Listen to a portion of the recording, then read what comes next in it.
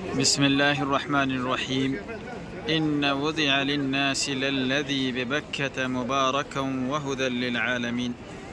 پہلا گھر جو لوگوں کے لیے بنایا گیا وہ مکۃ المکرمہ میں ہے، جو تمام دنیا کے لیے برکت و ہدایت والا ہے۔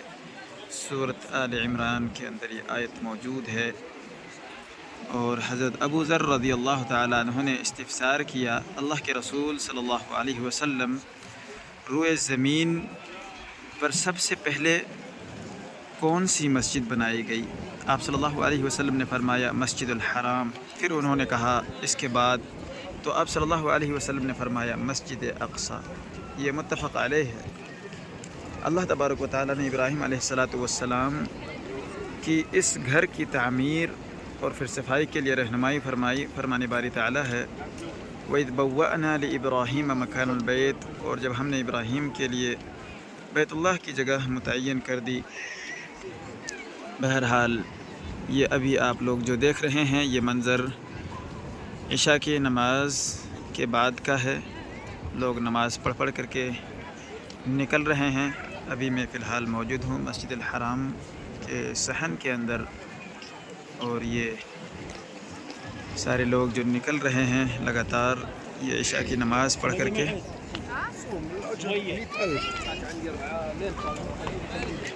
ابھی وقت ہو رہا ہے یہاں پر 8:01 یعنی 8 بج رہے ہیں۔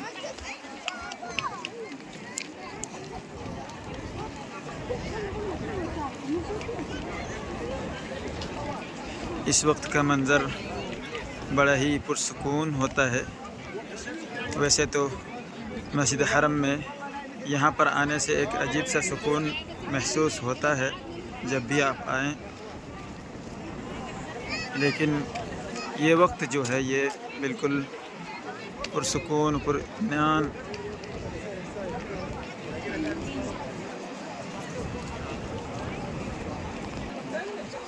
بہرحال آپ لوگوں کو یہاں سے یہ مناظر دکھاتے ہیں۔ یہ لوگوں کا جیسے سمندر ہو، بالکل ایک دم سارے لوگ عشاء کی نماز پڑھ کر کے باہر کی طرف ایک ساتھ نکل رہے ہیں۔ تو حجاج کرام کی یہ بھیڑ دیکھیں۔ ساتھ میں آپ لوگوں کو ذرا فضیلت بھی بتاتا ہوں مکۃ المکرمہ مسجد الحرام کا۔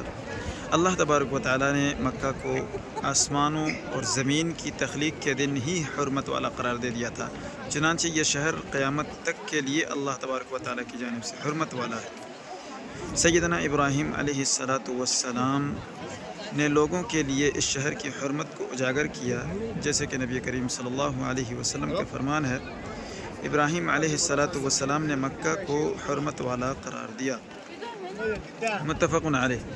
نبی کریم صلی اللہ علیہ وسلم خود بھی اس شہر کی تعظیم کیا کرتے تھے۔ آپ صلی اللہ علیہ وسلم نے حدیبیہ کے دن فرمایا تھا، اس ذات کی قسم جس کے ہاتھ میں میری جان ہے، وہ مجھ سے کوئی بھی ایسا مطالبہ کریں جس میں اللہ تبارک و تعالیٰ کی حرمتوں کی تعظیم ہوگی، میں اسے امان لوں گا۔ اس شہر کی حرمت میں یہ بھی شامل ہے کہ یہاں ناحق خون بہانا دیگر کسی بھی علاقے میں خون بہانے سے کہیں ابتر ہے، آپ صلی اللہ علیہ وسلم کا فرمان ہے۔ بہرحال آہستہ آہستہ اب بھیڑ کم ہو رہی ہے، لوگ نکل رہے ہیں لگاتار۔ بہرحال میں مکۃ المکرمہ کے بارے میں بتا رہا تھا کہ مکۃ المکرمہ اللہ تبارک و تعالیٰ کی حفاظت میں ہے، اور یہ آئندہ بھی اللہ کی حفاظت میں رہے گا۔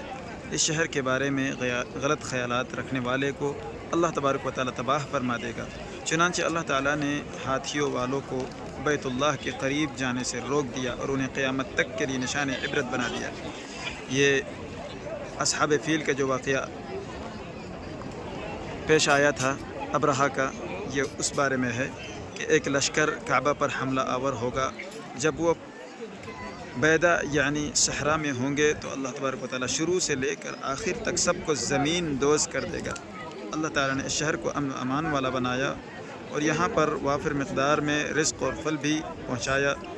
حالانکہ مکہ دو پہاڑوں کے درمیان ایک ہے، ثمر و شجر وادی میں ہے، اور چاروں جانب سے پہاڑوں نے گھیرا ہوا ہے، جس کے باعث یہاں بھوک و افلاس کا خدشہ بہت زیادہ ہے۔ اس لیے ابراہیم علیہ السلام نے اہل مکہ کے لیے پھلوں کی صورت میں رزق ملنے کی ایسے ہی دعا فرمائی، جیسے کہ آب و گیاہ والے علاقوں میں رزق عطا ہوتا ہے۔ بہرحال یہ عشاء کے بعد کے مناظر تھے جو آپ لوگ ابھی دیکھ رہے تھے، تو ویڈیو کو یہیں پر ختم کرتے ہیں، پھر اگلی ویڈیو میں انشاءاللہ آپ لوگوں سے ملاقات ہوگی۔ السلام علیکم ورحمۃ اللہ وبرکاتہ۔